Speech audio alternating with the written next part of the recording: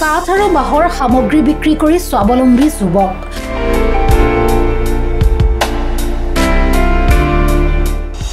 স্বনিৰ্ভৰশীলতাৰ উৎকৃষ্ট নিদৰ্শন যুৱক ৰিণ্টু শইকীয়াৰ।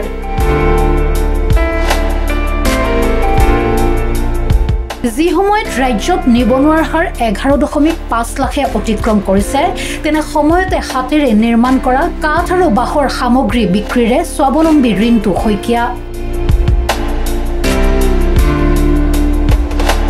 কোনো দোকান অথবা শ্বৰুমত নহয়, জামুগুৰিহাটৰ টুপিয়াৰ এইজন ৰিণ্টু শইকীয়াই ঘৰতেই কৰিছে হস্তনিৰ্মিত সামগ্ৰীৰ ক্ষুদ্ৰ ব্যৱসায়।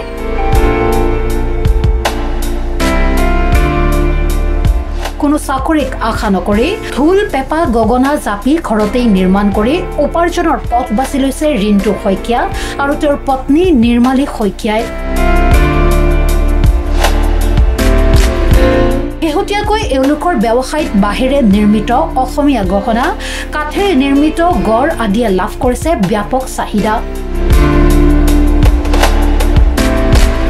নিজৰ লগতে আন 13 গৰাকী লোককো এই ব্যৱসায়ৰ জৰিয়তে দিছে কৰ্মসংস্থাপন।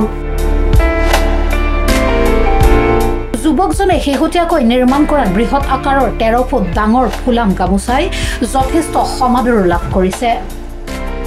আজি মই এই অসমীয়া গহনা যেটো আমাৰ জোনবিৰি ঢোলবিৰি জাপি এইবিলাক গহনা মই বনাওঁ কাঠৰ আৰু বাঁহৰ, আৰু লগতে বিহুৰ লগত জড়িত গগনা, কাকৈ, টকা, ফুটুলি এইবিলাকো মই বনাওঁ।